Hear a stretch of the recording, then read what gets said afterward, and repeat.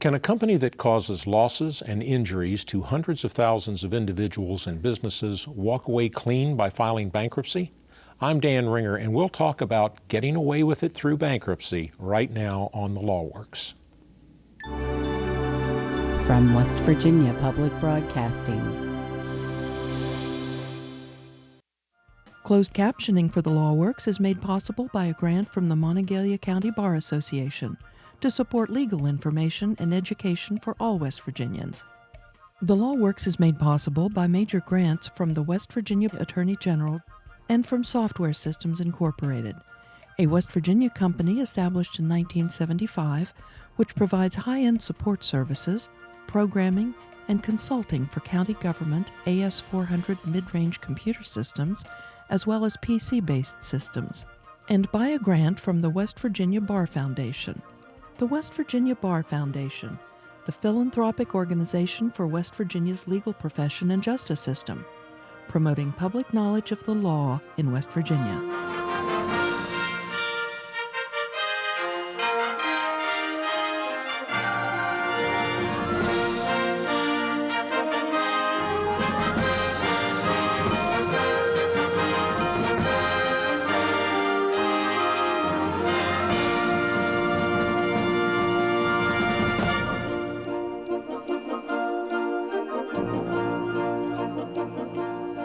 Bankruptcy can provide a person or business with a chance to start over when things get out of control.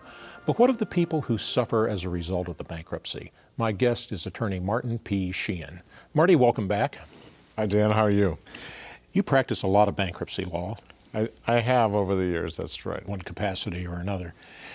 What happens when a company does something arguably wrong, people get inconvenienced, hurt, maybe terribly, maybe minimally, but the company perceives a liability and they just don't have the money to comfortably handle it, so they file a bankruptcy petition? Well, Dan, in most lawsuits that we're familiar with, the person you're suing has the ability to pay you one way or another. But there are circumstances that exist in our economy today where you can do more harm than the value of all of your assets together. When a company does that, all of its assets are at risk to pay the bill. The bankruptcy process is really designed to figure out a way to extract the value of the assets and to pay those to the creditors so that everybody gets what they would have gotten if you completely took the company apart and caused that money to go to them. Company may survive that exercise in some new format. The assets as a collective group might be preserved because the value of the whole had exceeded the value of the parts.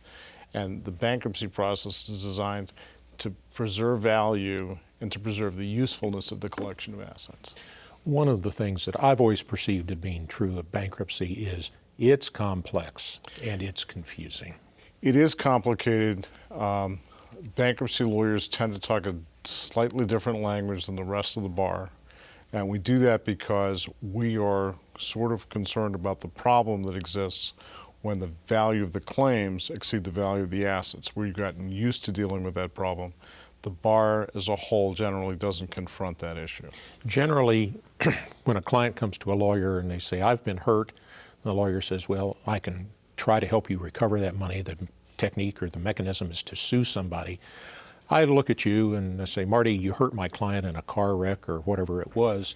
Call your insurance company, and the insurance company will come in and provide you with a defense and tell me how much money is available. And we look at it and say, well, give me as much as I can get, or give me what I'm entitled to, or whatever the mechanism is. Certainly. If you're hurt in a car accident and the injury seems small, there's probably plenty of coverage.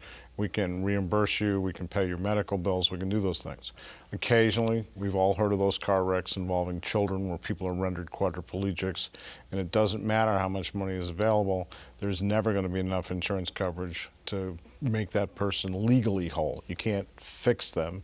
Medicine doesn't have a magic wand, but you can't even pay for the medicine that's necessary in a circumstance. And so we've seen that problem on the individual basis from time to time.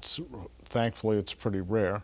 Mostly there is insurance, mostly people who have done some harm, try to fix it and try to make good, and people are willing to live with a certain amount of inconvenience in their lives and move on.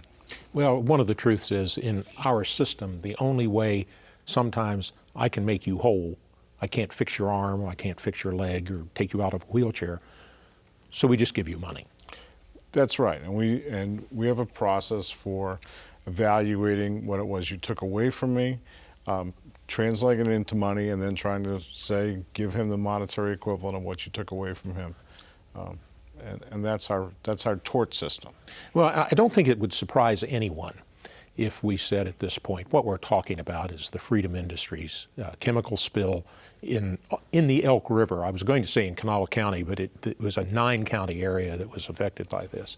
And the simple fact of the matter is, within hours, not even many days, within hours after the spill, Freedom Industries filed a petition in bankruptcy in the Southern District of West Virginia. Oh, I think it was a couple of days, Dan, but That's hours. okay. That's 48 hours. Okay. At any rate, they filed a petition in bankruptcy, and people were up in arms, outraged, and they had a lot of serious questions about what that meant to them. Was somebody going to get away with this by filing bankruptcy somehow? And add on top of all of that, there were discussions about loans being made by people who were intimates in the company, to the company, and it looked as though they were protecting their own interests at the expense of 300,000 people and Lord knows how many businesses they had to shut down for a couple of weeks. Well, we've kind of talked about those issues before we started the show, and so let me kind of start at the beginning. Freedom Industries is a corporation. It is a legal person. It owns some things. It has a legal existence. It is apparently insured. I talked to their lawyers this Monday. We happen to be together. And so that's a person. Now, sometimes we don't like corporate structures, and we'd like to look at the individuals who are the owners and the shareholders and that kind of thing. But there are restrictions that exist in a lot of circumstances for going after those people. It's why they set up corporations to start a business in the first place. My understanding is Freedom has been in business for 30 plus years. So it's been set up a long time as a corporate structure. So it's not necessarily correct that we want to look at the owners or those individuals unless there's something wrong in the corporate structure they're responsible for on a personal basis. So the assets that are normally at stake are the assets of Freedom. Freedom Industries. Freedom Industries. And that consists of not a lot of assets, I would think. A couple of leaking tanks, maybe? Well, I read in the paper they have 50 plus employees. So I read that they've had 14 tanks. I'm assuming that they own some trucks. You're correct that one of the individuals who's associated with Freedom has formed a new corporation, and it lent approximately $4 million to Freedom, and it took back a claim against assets of the company. You and I talked about, is that a conflict of interest? And my response is to ask you a question, Dan. Who do you think would lend $4 million to a company that is the track record that you're identifying, the company that's in that much trouble? It's not a loan you'd get from an ordinary bank. It's the need for cash of that company is tremendous. And so what has happened is someone has agreed to lend it money as long as they can have a claim against the assets of the company that are not previously tied up with some other lender.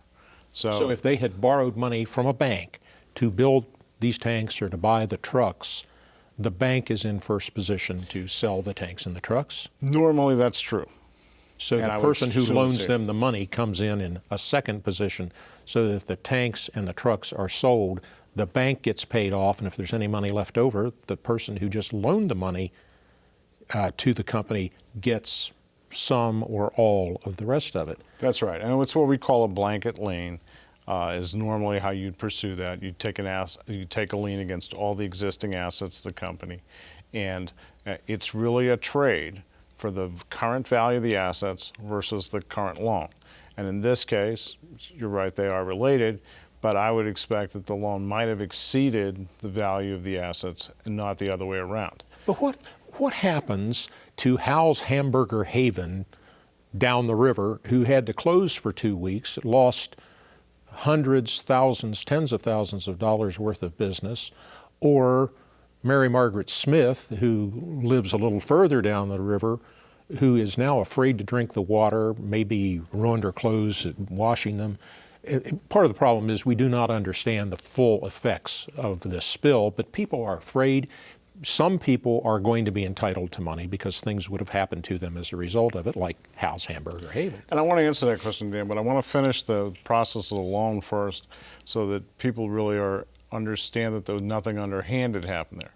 What happens is there was some debtor in possession financing that needs to be approved by a bankruptcy judge. My understanding is the judge was very careful to make sure that he was not approving a sale of the assets to some other company disguised as a loan.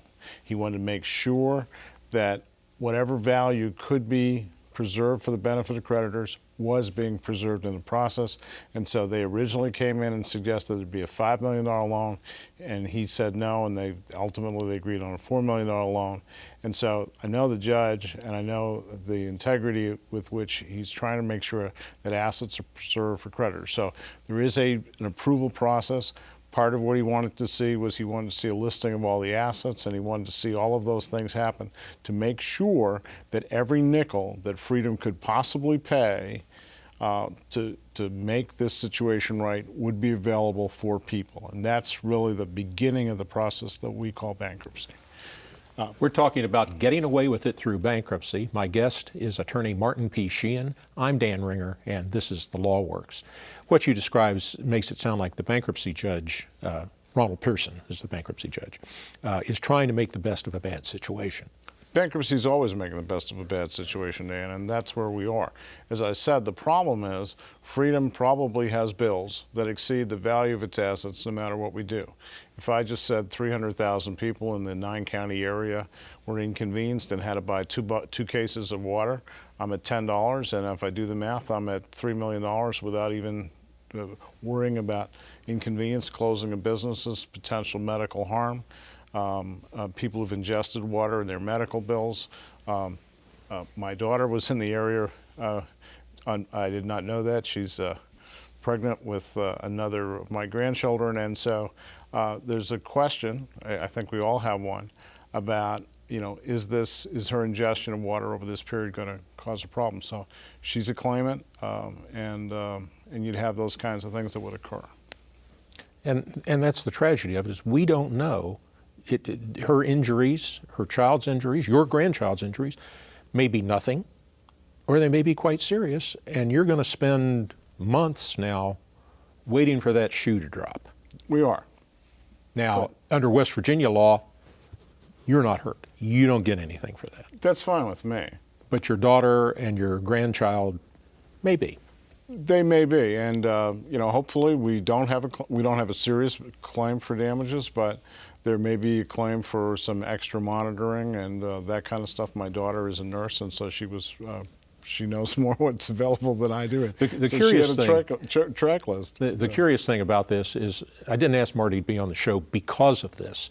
In fact, we had already scheduled this show before you found out about it. I didn't even know she was in Charleston at the time period. Normally she lives in the Wheeling area with us, and I was really shocked when she told me last weekend. It's pretty hard to find somebody who lives in West Virginia who is not family member of, friends with, involved in business with, somebody who I would say it was harmed by this event, but when you say harmed, it says hurt, and we don't know yet. We just don't know. As lawyers, we know. If you were inconvenienced, then you were harmed, and you have a legally cognizable claim. But if I just take the what I'm going to call the less serious claims, people who are just inconvenienced. You couldn't take a shower for a couple days in the Charleston area. You had to go out to a cabin somewhere. You had to rent a room to get a shower.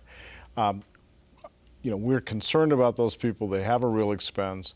But those people are probably telling you that's how life works. But if you've ingested water, if you have a restaurant in downtown Charleston were closed for a week and lost business, if you were employed as a waiter or waitress and your regular bills for rent came due, and you probably didn't earn any money or collect any tips or those kinds of things. So the harm has repercussions. So there's no question, I think, we can sit here today, and if I told you that Freedom was worth $4 million, and if I told you there was $3 million in insurance coverage, kind of a guess number I've heard so far, and that there were $7 million to distribute, I think we could cut that money up and start distributing it right away. And that's before we take some money off the top because the companies agreed to remove the tanks and do some environmental remediation. And clearly, I think we'd all agree that we want them to start fixing things and make sure there are no further problems, and that's what the first dollars that get spent should be spent on. But even at that, if we have 300,000 individuals, we won't even talk about the businesses, just talk about the individuals, 300,000 individuals, and there is $1 million to distribute among 300,000 individuals, it's $3 a person. Dan, it would cost you a lot of money to write 300,000 checks. I mean, and to send them out in the mail, they're 49 cents for the postage. I mean, the money just gets chewed up in an incredibly artificial way. And the goal of the bankruptcy system ought to be to make sure that the injured people get the money, and that the lawyers, who are going to do a lot of work, don't necessarily burn the money but on themselves in trying to argue about things where we should be making a deal early in the case, or trying to cut up the pie so that people understand it in a sensible way. Our tort system, as nice as it is for an individual case, is not really designed to deal with these. This is what we call a mass tort problem, and we've seen some of these, and they've gotten solved in the bankruptcy court system in the past. One of the breakthrough cases was the Johns Mansell bankruptcy case that dealt with an asbestos problem. In this area of the country, a more well-known case is the A.H. Robbins case, where they dealt with problems with women of childbearing age who had used an IUD, and it turned out to be a problem. And the damages for any individual claimant in those cases were very high because they affected the ability of people to procreate. Well, can we tell the viewers who live in the 9 counties that were affected, or who have family members in the 9 counties that were affected, it's okay, we're going to take care of your people, the court will see that they're compensated? We can't. What the bankruptcy court can say is that we will take the available resources to the best of our ability. We'll try and do something so that everybody gets a slice of what is available to compensate them in some way. The bankruptcy court and as people, we don't have the miracle that we heard in the Bible of the loaves and the fishes to magnify a certain fixed quantity of food and make it be enough food to feed the 5,000. And so that's really the problem that we're looking at today, and it's a problem that's going to, that infects the system. It's why we have bankruptcy. There's not enough money to pay all the bills that are out there. We're talking about getting away with it through bankruptcy. My guest is attorney Martin P. Sheehan. I'm Dan Ringer, and this is The Law Works. Well, I use the phrase getting away with it through filing bankruptcy. Is somebody getting away with it here? No, because legally, Freedom is going to lose all of the unencumbered assets, all the assets that you would have gotten in a lawsuit against them, and all the insurance money that's reasonably going to be available will go to pay those claims. Well, it's going to go to clean up the site first, because we want to stop that. And if that costs $2 or $3 million, that's a big part of the insurance monies that we think might be available. The guy who loaned them $4 million, he's going to want to get paid back. Does he get paid back first? He's a secured creditor. He will get paid at some level out of the assets that exist. But remember, we took his $4 million and we spent it. So paying him back is not necessarily an unfair proposition. But he's likely to end up owning the company. And if you just bought $4 million worth of assets to try and be in the tank business again, Dan, there's nothing wrong with being in the tank business. What's wrong with being in the tank business is having leaking tanks. And he's not buying leaking tanks. They're My understanding is they're taking the tanks down. That's what we've been told. And so this business is largely, from my view, going to be defunct. Maybe the trucks go somewhere else, but trucks have a pretty fixed value. We can estimate the value of tank trucks and that kind of stuff. They can be sold on the used market. So it's not a particular difficulty in figuring out what they're worth. So let's send somebody to jail. That's a different problem altogether. It's unrelated to the bankruptcy. We are not the Soviet Union where they have your bankruptcy hearing and then start the criminal proceeding. We only send people to jail in America if you've done something, mostly if you've done something intentionally wrong. We do have some liability statutes for people who've been reckless, but that's outside of what I think we want to talk about in the bankruptcy system. And whether there should have been review or inspections, I think that's something we want to know. That's certainly something from a regulatory perspective. I know the governor's made some efforts now to try and close the barn door. Sometimes we talk about closing it after there's been a problem, but certainly he's closing it before there's another problem. We didn't regulate these things very well. We didn't require them to be inspected regularly. Unless 1999 to 2014, as we're told, is the inspection period, is regular. I suppose in the universal scheme of things it might be. But, I mean, there's just so much here. It seems like you and I, your daughter, the 300,000 people in the Kanawha River Valley, the Oak River Valley, depend on the companies that make money from the state, the government that is supposed to oversee the state. We depend on them to keep us safe, and it looks like it just didn't happen in this case.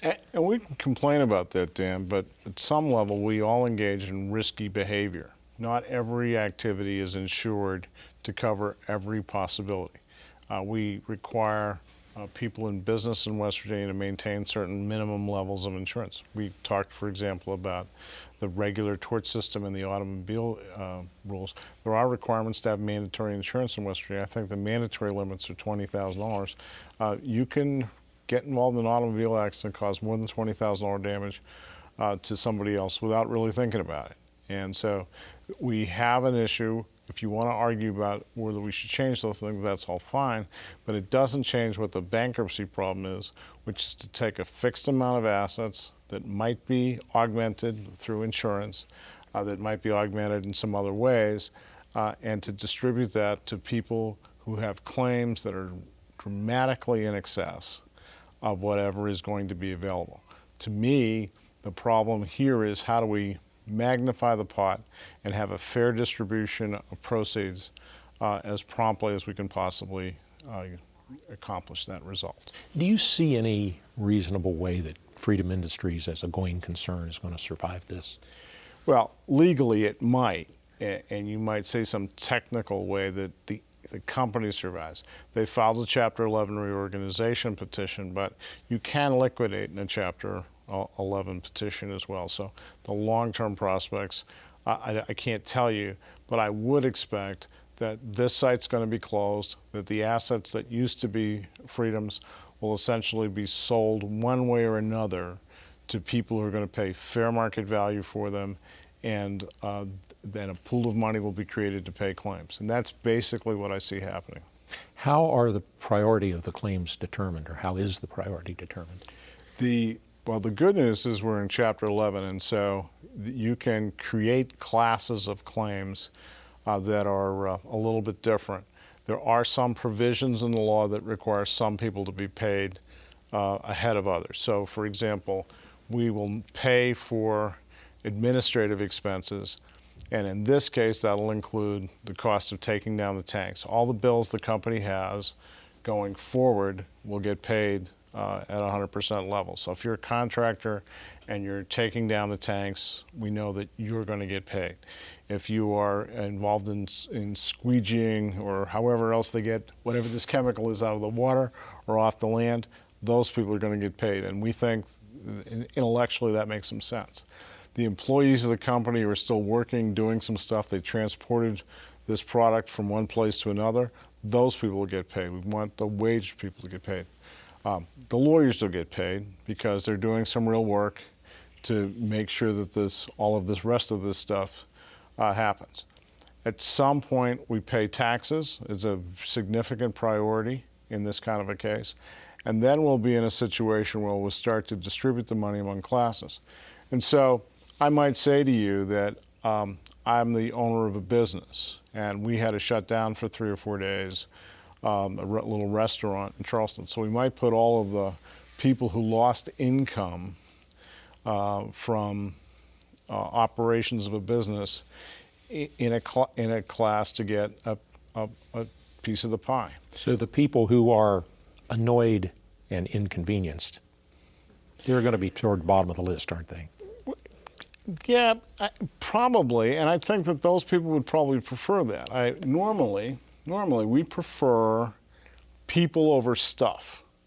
So I'm going to tell you that last week I was hearing at a facility I was at in Wheeling about somebody who was lactating women. We might want to put those people in a class at the top of the list. We might want to put other people in another category, and just do the best we can. Well, Marty, thank you very much for being with us. I hope your daughter does well. I do too. And yours also. Thank you for being with us on behalf of the Law Works. I'm Dan Ringer. Good evening. If you would like to suggest a topic for a future The Law Works show, or if you're a school teacher and would like to receive a DVD of this show for classroom use, send us an email to thelawworks@comcast.net or visit us on Facebook. On the Law Works website at thelawworks.org, you'll find a listing of recent The Law Works programs, additional information about this show's topic, and video of this and recent shows. You can also find the Law Works programs on YouTube and iTunes. The Law Works is produced in cooperation with the Office of the West Virginia Attorney General, the West Virginia Bar Foundation, the Mountain State Bar, the Monongalia County Bar Association, and the West Virginia University College of Law.